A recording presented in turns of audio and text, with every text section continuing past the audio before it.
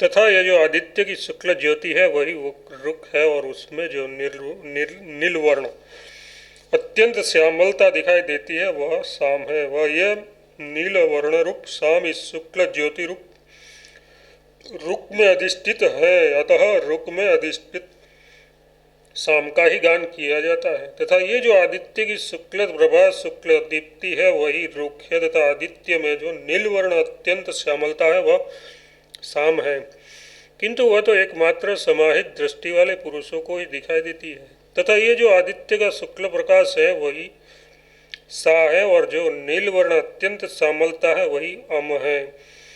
यही दोनों मिलकर शाम है। तथा ये जो आदित्य मंडल के अंतर्गत सुवर्णमयी सा पुरुष दिखाई देता है, जो सुवर्ण के समान श्मश्रूलों वाला, दाढ़ी मूछों वाला और स्वर्ण सदस्य केशों वाला है, तथा जो नख पर्यंत सारा का सारा सुवर्ण सा ही है, वे ही ये शुक्लत्व एवं कृष्णत्व रूप प्रकाश क्रमशः सा और अम होने के कारण शाम है। तथा ये जो आदित्य के अंतर्गत आदित्य के मध्य में हिरण्य सुवर्णमय के सदस्य होने के कारण सुवर्णमय यथार्थ साक्षात सुवर्ण का ही नहीं, क्योंकि सूर्यदेव का स्वर्ण के विकार रूप होना संभव नहीं है। विकार रूप होने पर उनका रुक एवं सामरूप पंखों वाला तथा निष्पाप होना संभव न होगा, क्योंकि स्वर्णमय अचेतन पदार्थों में तो पाप आदि की संभावना ही नहीं है, जिसके कारण उसका प्रतिषेध किया जाए। इसके सिवा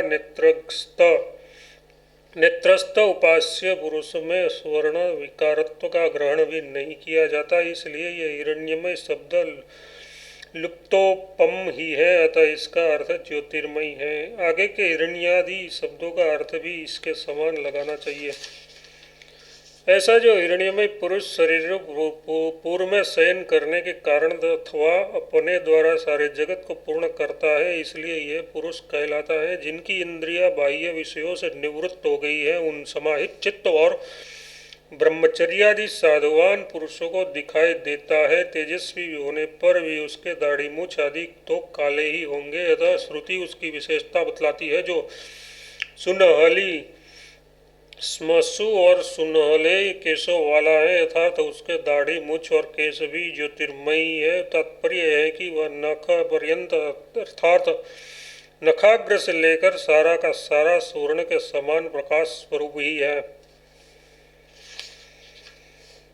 उसके दोनों नेत्र बंदर के बैठने के स्थान मतलब गुदा के सदस्य अरुण वर्ण वाले पुंडरिक मतलब कमल के समान है। उसका अतः ऊना उत ऐसा नाम है, क्योंकि वह संपूर्ण पापों से ऊपर गया हुआ है। जो इस प्रकार जानता है वह निश्चय ही संपूर्ण पापों से ऊपर उठ जाता है। इस प्रकार सब ओर से सुवर्ण वर्ण होने पर भी उसके नेत्रों में एक विशेषता है। किस प्रकार? उस देव के जैसा कि कप्यास होता है, उसके सदस्य लाल पुंडरिक मतलब कमल के समान अत्यंत तेजस्वी नेत्र है। कपि मरकट मतलब बंदर के आस का नाम कपास है।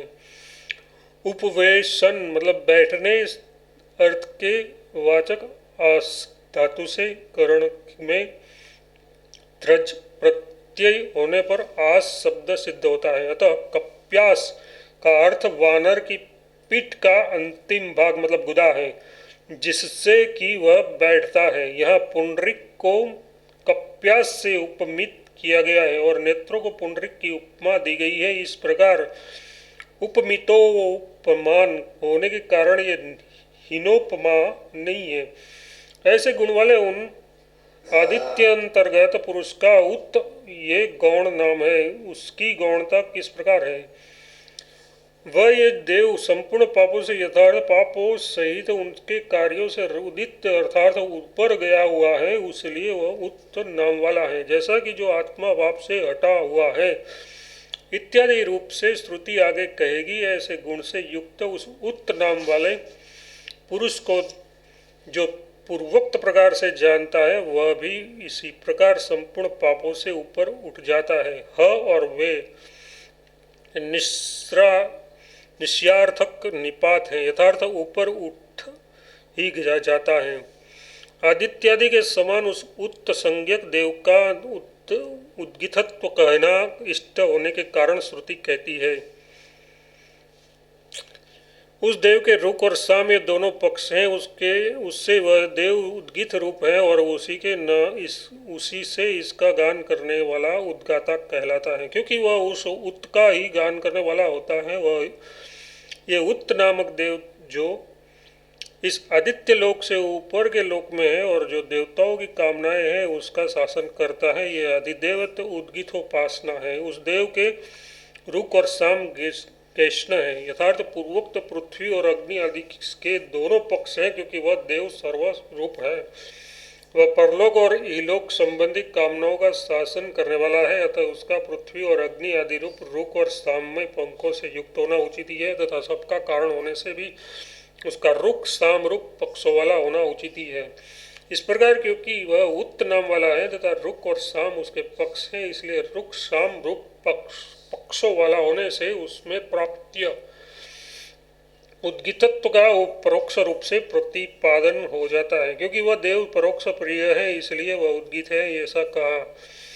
इसी हेतु से क्योंकि पक्ष यज्ञ में उद्गान करने वाला उत्त का गान करता है, इसलिए वह उद्गाता कहलाता है। इस प्रकार क्योंकि वह उपयुक्त उत्त नामक देव का गान करता है, इसलिए उद्गाता का उद्गाता ऐसा नाम प्रसिद्ध होना उचित ही है। वही ये उत्त नामक देव इस आदित्य लोक में परे जाने के कारण जो परांग यानी ऊपर के लोक है, उन लोगों का ईश्वर शासक है। वह केवल शासन करता ही नहीं है, च शब्द से ये भी सिद्ध होता है कि वह उनका धारण भी करता है, जैसा कि उसमें इस पृथ्वी को और दुर्लोक को धारण किया इत्यादि मंत्र वर्ण से सिद्ध होता है। यही नहीं, वह देवताओं की कामनाओं का भी शासक है। इस प्रकार ये उस देव का उद्गित का अधिदेव्य देवता विषयक स्वरूप कहा गया है। इति छांदोपनिषद प्रथमाध्याय पंचम खंडवास्य संपूर्णम। षष्ठम भाष्य संपूर्णम। सप्तम खंड अध्यात्म उद्गितोपासना। इससे आगे अध्यात्म उपासना है। वाणी ही रुक है और प्राण साम है। इस प्रकार इस वाकरूप रुक में प्राण रूप साम अधिष्ठित है, अतः वाक रुक में अधिष्ठित साम का ही गान किया जाता है। वाक ही सा है और प्राण अम है। इस प्रकार ये दोनों मिलकर साम है। आधिदेविक उपासना के पश्चात अब आध्यात्मिक उपासना का वर्णन किया जाता है। नीचे ऊपर स्थान होने में तुल्य होने के कारण वाकी रुक है और प्राण साम है। वायु के सहित द्रोणेन्द्रिय ही यह प्राण कहा गया है। वाकी सा है और प्राण अम है इत्यादि कथन पूर्ववत समझना चाहिए। चक्षु ही रुक है और आत्मा साम है। इस प्रकार इस चक्षुरूप वाक में ये आत्मरूप साम अधिष्ठित है, इसलिए वाक में अधिष्ठित साम का ही गान किया जाता है। चक्षु ही सा है और आत्मा अम है। इस प्रकार ये दोनों मिलकर साम है। चक्षु ही रुक है और आत्मा साम है। यह आत्मा शब्द से छायात्म का ग्रहण है, क्योंकि यही नेत्र में स्थित होने के कारण साम है। श्रोत्र ही रुक है और मन साम है। इस प्रकार सत्र रूप रुक में यह मन रूप साम अधिष्ठित है, अतः रुक में अधिष्ठित साम का ही गान किया जाता है। स्त्रोत्र ही सा है और मन अम है। इस प्रकार ये दोनों मिलकर साम है। स्त्रोत्र ही सग रुक है और मन साम है। स्त्रोत्र का अधिष्ठाता होने के कारण मन ही साम रूपता है। तथा ये जो आँखों का शुक्ल प्रकाश है वह रुक है और जो नीलवर्ण अत्यंत श्यामल है वह साम है। इस प्रकार ये शुक्ल प्रकाश रूप वाक में ये नीलवर्ण अत्यंत श्यामलता रूप साम अधिष्ठित है, अतः रुक में अधिष्ठित साम का ही गान किया जाता है। तथा ये जो नेत्र का शुक्ल प्रकाश है वही सा है और जो नीलवर्ण परम श्यामलता है वही अम है। इस प्रकार ये दोनों मिलकर साम है। तथा ये जो नेत्रों का शुक्ल प्रकाश है वही रुक है और जो सूर्य के समान दृक्त शक्ति का अधिष्ठान भूत नीलवर्ण अतिशय श्यामत्व है, वही शाम है। आदित्यांतर्गत और नेत्रार्गत पुरुषों की एकता तथा ये जो नेत्रों के मध्य में पुरुष दिखाई देता है वही रुक है, वही साम है, वही उत्थ है, वही यजुर है और वही ब्रह्म वेद है।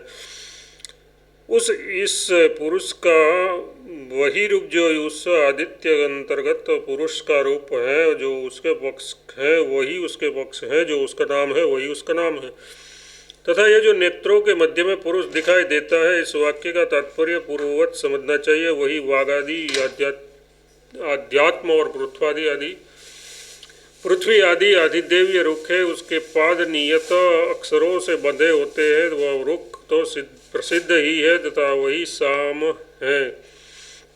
अथवा इन रुख और साम शब्दों का अर्थ इस प्रकार समझना चाहिए, उत्थ का सहचारी होने से स्तोत्र ही साम है और उत्थ से भिन्न जो शस्त्र मतलब मंत्र विषय विशेष है वही रुक है तथा स्वाहा स्वधा और वसट आदि संपूर्ण वाक्य ही यजुर है। सर्वात्मक और सबका कारण होने के कारण वह अजुर्व स्वयं पुरुष ही है, ऐसा हम पहले कह चुके हैं। यह ऋग्वादि का प्रकरण होने से वही ब्रह्म है। इस वाक्य में ब्रह्म शब्द से तीनों वेद समझने चाहिए। इस नेत्रस्थ पुरुष का वही रूप बतलाया जाता है। वह रूप क्या है? जो रूप उस आदित्यांतर्गत पुरुष का था, जिसका कि हिरण्यमय अधिदेवत रूप से वर्णन किया गया था, जो उस आदित्य पुरुष के पक्ष थे, वे ही इस नेत्रांतर्गत पुरुष के भी पक्ष है। जो उसके उत्त अथवा उद्गित आदि नाम थे, वे ही उसके भी नाम है। यदि कहो कि आश्रय का भेद होने से अंतर्गत पुरुष के रूप गुण और नाम का चाक्षुष पुरुष में आदिदेव होने से तथा इसी वृत्त शासन के विषय का भेद बतलाया जाने के कारण आदित्य और नेत्रांतर्गत पुरुषों का भेद है, तो ऐसा कहना ठीक नहीं है, क्योंकि ऐसा मानने पर मंत्र 7 और 8 में अमुना अनेनेव इन शब्दों से प्रतिपादित कर एक के ही द्वारा दोनों की प्राप्ति संभव नहीं होगी। यदि कहो कि वह उन दोनों को दो रूप से प्राप्त होता है, जैसा कि वह एक रूप होता है वही 3 रूप होता है इत्यादि रूप से श्रुति कहेगी भी, तो वह भी ठीक नहीं, क्योंकि निरवयव होने के कारण एक ही चेतन का 2 रूप होना संभव नहीं है। अतः अध्यात्म और आदिदेव इन दोनों की एकता ही है, और तुमने जो रूपादि के अतिदेश को अपने भेद का कारण बतलाया, सो वह उसका भेद सूचित करने के लिए नहीं है, तो वह किस लिए है? वह तो आश्रय का भेद होने से कहीं उसके भेद की आशंका न हो जाए इसलिए है। वह ये चाक्षुष पुरुष जो इस आध्यात्म आत्मा से नीचे के लोक हैं, उसका तथा मानवीय कामनाओं का शासन करता है। अतः जो ये लोक वीणा में गान करते हैं, वे उसी का गान करते हैं, इससे वे धनवान होते हैं। वह यह चाक्षुष पुरुष जो इस आध्यात्मिक आत्मा से नीचे के लोक है, उसका तथा मनुष्य संबंधी कामनाओं का ईशन मतलब शासन करता है। अतः जो ये गायक लोक वीणा में गान करता है, वे उसी का गान करते हैं। इस प्रकार क्योंकि वे ईश्वर का ही गान करते हैं, इसलिए वे धना लाभ युक्त अर्थात धनवान होते हैं। इनकी अभेद दृष्टि से उपासना का फल तथा जो इस प्रकार चाक्षुष और आदित्य दोनों पुरुषों की एकता जानने वाला पुरुष सामगान करता है, वह चाक्षुष और आदित्य दोनों का ही गान करता है तथा वह उसके ही द्वारा जो इस आदित्य लोक से ऊपर के लोक हैं और जो देवताओं के भोग हैं उन्हें प्राप्त करता है। इस उपयुक्त देव को जो इस प्रकार जानने वाला पुरुष सामगान करता है, वह चाक्षुष और आदित्य दोनों ही पुरुषों को गाता है। इस प्रकार जानने वाले उस उपासक को जो फल मिलता है वह बतलाया जाता है। वह ये उपासक इस आदित्य के द्वारा ही जो इसके ऊपर के लोक हैं उन्हें प्राप्त होता है। तात्पर्य यह है कि आदित्यांतर्गत देवरूप होकर वह उन्हें एक देवताओं के भोग को प्राप्त करता है तथा इसके द्वारा जो इसके नीचे के लोक हैं उन्हें और मनुष्य संबंधी कामनाओं को प्राप्त करता है। अतः इस प्रकार जानने वाला उद्गाता यजमान से इस प्रकार कहे, मैं तेरे लिए किन कष्ट मैं तेरे लिए किन इष्ट कामनाओं का आगान करूं, क्योंकि ये उद्गाता कामनाओं के आगान में समर्थ होते हैं, जो कि इस प्रकार जानने वाला होकर सामगान करता है तथा इस चाक्षुष पुरुष के द्वारा ही जो इसके नीचे के लोग हैं उन्हें मनुष्य संबंधी भोगों को वह प्राप्त करता है। अभिप्राय यह है कि चाक्षुष पुरुष होकर ही इन सबको प्राप्त करता है। अतः इस प्रकार जानने वाला उद्गाता यजमान से कहे कि मैं तेरे लिए किन इष्ट कामनाओं का आगान करूं, क्योंकि ये उद्गाता इष्ट कामना संबंधी आगान के उद्गान से ही उन कामनाओं को संपन्न करने में समर्थ होते हैं। वह उद्गाता कौन है जो इस प्रकार जानने वाला होकर सामगान करता है? सामगान करता है वह दुरुक्ति उपासना की समाप्ति के लिए है। इति छांदोपनिषदे प्रथमाध्याय सप्तम खंड भाष्यम संपूर्णम। अष्टम खंड उद्गित उपासना की उत्कृष्टता प्रदर्शित करने के लिए शीलक, दालभ्य और प्रवाहन का संवाद। उद्गित संज्ञक अक्षर मतलब ओंकार के अनेक प्रकार से उपासनीय होने के कारण श्रुति प्रकारांतर से उसकी उत्तरोत्तर उत्कृष्ट गुण विशिष्ट फल वाली एक अन्य उपासना प्रस्तुत करती है। यहाँ जो इतिहास दिया जाता है वह सरलता से समझने के लिए है। कहते हैं साल्वान का पुत्र शिलक, चिकितायन का पुत्र दालभ्य और जीवल का पुत्र प्रवाहण, ये तीनों उद्गित विद्या में कुशल थे। उन्होंने परस्पर कहा हम लोग उद्गित विद्या में निपुण हैं, अतः यदि आप लोगों की अनुमति हो तो उद्गित के विषय में परस्पर वार्तालाप करें। त्रयः तीन संख्या वाले ह ये निपात इतिहास को सूचित करने के लिए है। उदित में उद्गित विद्या में कुशल निपुण थे।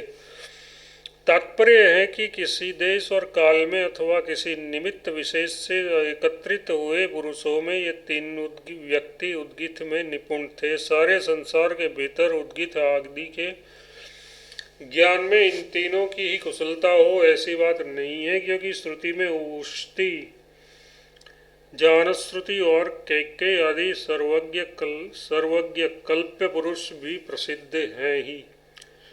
वे तीन कौन थे इस विषय में श्रुति कहती है। शिलकस जिसका नाम था वह साल्वान का पुत्र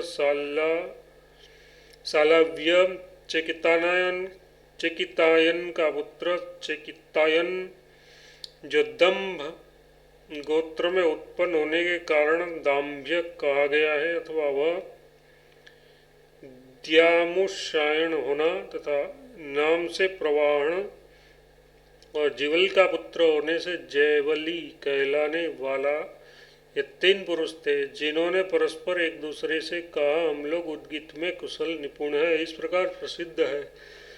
अतः यदि आप लोगों की सम्मति हो तो उद्गित में उद्गित विद्या के संबंध में कथा विचार कहे। यथार्थ पक्ष प्रतिपक्ष के स्थापन पूर्वक परस्पर विवाद करे। इस प्रकार जिन्हें विवक्षित अर्थ का ज्ञान है उन पुरुषों के पारस्परिक संवाद से विपरीत ग्रहण का नाश, अपूर्व ज्ञान की उत्पत्ति और संशय की निवृत्ति होती है। अतः उन विषयों के ज्ञाता पुरुषों का साथ करना चाहिए। ये भी इस इतिहास का प्रयोजन है।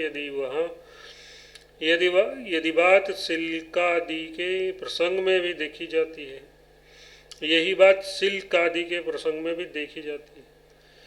तब वे बहुत अच्छा ऐसा कहकर बैठ गए। फिर जीवल के पुत्र प्रवाहण ने कहा पहले आप दोनों पूज्यवर प्रतिपादन करें, मैं आप ब्राह्मणों की कही हुई वाणी को श्रवण करूंगा। फिर वे बहुत अच्छा ऐसा कहकर बैठ गए। उनमें ब्राह्मणों के प्रथम बोलने से राजा क्षत्रिय भी प्रगल्भता मतलब दृष्टता सिद्ध होती है। इसलिए उस जीवल के पुत्र प्रवाहण ने शेष दोनों के प्रति कहा पहले आप भगवान पूजनीय लोग कहे, अब ब्राह्मणों के कहे हुए शब्दों की मैं श्रवण करूंगा। आप तीनों ब्राह्मणों के इन कथन रूप लिंग से ज्ञात होता है कि वह क्षत्रिय है। वाचम ऐसा विशेषण होने के कारण दूसरे व्याख्याकार अर्थहीन शब्दमात्र सुनूंगा ऐसा अर्थ करते हैं। तब उस साल्वान के पुत्र सिलक ने चेकितायन कुमार दाम्भिय से कहा, यदि तुम्हारी अनुमति हो तो मैं तुमसे पूछूं। उसने कहा, पूछो। उधर सब दोनों में से साल्वान के पुत्र सिलक ने चेकितायन दाम्भिय से कहा, यदि तुम अनुमति दो तो मैं तुमसे पूछूं। तब इस प्रकार कहे जाने पर दूसरे ने पूछो ऐसा कहा। उसकी अनुमति पाकर सिलक ने कहा, साम की गति आश्रय क्या है। इस पर दूसरे ने स्वर ऐसा कहा। स्वर की गति क्या है ऐसा प्रश्न होने पर दूसरे ने प्राण ऐसा कहा। प्राण की गति क्या है इस पर दूसरे ने अन्न ऐसा कहा तथा अन्न की गति क्या है ऐसा पूछने पर दाम्भिय ने जल ऐसा कहा। साम की प्रकरण प्राप्त होने के कारण उद्गीत की गति आश्रय यथार्थ परायण का क्या है, क्योंकि यहाँ उपास्य रूप से उद्गीत का ही प्रकरण है, जैसा कि परोवरी या समुद्रित मुक्ति इत्यादि श्रुति में कहेंगे भी। इस प्रकार पूछे जाने पर दाम्भिय ने कहा, स्वर, क्योंकि यह साम स्वर स्वरूप है। जिस प्रकार मृतिका में घटादि पदार्थों का मृतिका का ही आश्रय होती है, उसी प्रकार जो पदार्थ यदात्मक जिसके स्वरूप से युक्त होता है उस पदार्थ की वही गति और आश्रय भी होता है, ये उचित ही है। स्वर की गति क्या है ऐसा प्रश्न होने पर दाम्भिय ने प्राण ऐसा कहा, क्योंकि स्वर प्राण से ही निष्कल होने वाला है, इसलिए स्वर की गति प्राण है। प्राण की गति क्या है ऐसा पूछे जाने पर उन्होंने कहा, अन्न, क्योंकि प्राण अन्न के ही आश्रय रहने वाला है, जैसा कि अन्न के बिना प्राण सूख जाता है, इस श्रुति से सिद्ध होता है। तथा अन्न यह वत्स स्थानीय प्राण की रस्सी है ऐसा श्रुति भी कहती है। फिर अन्न की गति क्या है ऐसा प्रश्न होने पर दाम्भिय ने कहा, आप, क्योंकि अन्न आप जल से ही उत्पन्न होता है। जल की गति क्या है ऐसा प्रश्न होने पर उसने वह लोक ऐसा कहा। उस लोक की गति क्या है। इस पर दाम्भिय ने कहा कि स्वर्लोक का अतिक्रमण करके शाम को कोई किसी दूसरे आश्रय में नहीं ले जा सकता। हम शाम को स्वर्गलोक में ही स्थित करते हैं, क्योंकि शाम की स्वर्ग रूप से स्थिति की गई है। जलों की गति क्या है। इस पर दाम्भिय ने वह लोक ऐसा कहा, क्योंकि उस लोक से ही वृष्टि होनी संभव है। उस लोक की क्या गति है ऐसा पूछे जाने पर दाम्भिय ने कहा, उस स्वर्लोक का अतिक्रमण करके कोई शाम को किसी दूसरे आश्रय में नहीं ले जा सकता, अतः हम सभी शाम को स्वर्गलोक में ही स्थापित करते हैं, अर्थात शाम को स्वर्गलोक में प्रतिष्ठित समझते हैं, क्योंकि शाम स्वर्ग संस्थावन अर्थात जिसका स्वर्ग रूप से संस्थावन किया गया है ऐसा स्वर्ग शाश्वत है। निश्चय स्वर्गलोक ही शाम है ऐसा जानता है, वह श्रुति भी है।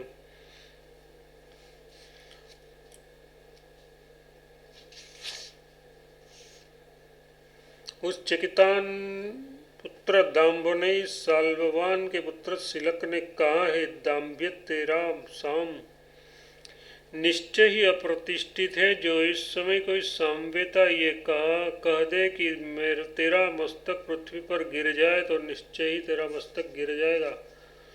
उस चेकितायन दाम्भिय से दूसरे साल्व्य सिलक ने कहा, है साल्व्य, निश्चय ही तेरा साम अप्रतिष्ठित असंस्थित यथार्थ उत्तरोत्तर उत्कृष्ट रूप से असमाप्त गति वाला है। वे और किल इन निपातों से श्रुति आगम यानी उपदेश परंपरा का स्मरण कराती है। यदि इस समय कोई असहिष्णु सामवेता प्रतिष्ठित साम को यह प्रतिष्ठित है इस प्रकार कहने वाला कहने का अपराध करने वाला तू जो विपरीत विज्ञानवान से कहे कि तेरा मस्तक गिर जाएगा, स्पष्टतया यह पतित हो जाएगा, तो इस प्रकार कहे जाने पर तुझ अपराधी का मस्तक उसी प्रकार गिर पड़ेगा, इसमें संशय नहीं। तात्पर्य यह है कि मैं तो ऐसा कहता नहीं हूँ, यदि कोई अन्य यह कह दे तो अवश्य ही ऐसा ही होगा।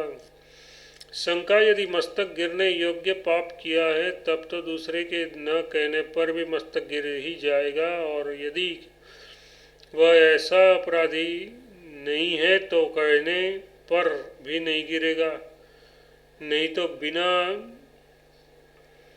किए की प्राप्ति और किए हुए का नाश, ये दो दोष प्राप्त होंगे। समाधान, ये दोष नहीं है क्योंकि किए हुए शुभ और अशुभ फलों के कर्मों के फल की प्राप्ति देशकाल और निमित्ति के अपेक्षा वाली होती है। ऐसी स्थिति में मृदपात का निमित्तभूत जो अज्ञान है वह भी दूसरे के कथन रूप निमित्त की अपेक्षा वाला ही है। ऐसा कहे जाने पर दाम्भे ने कहा,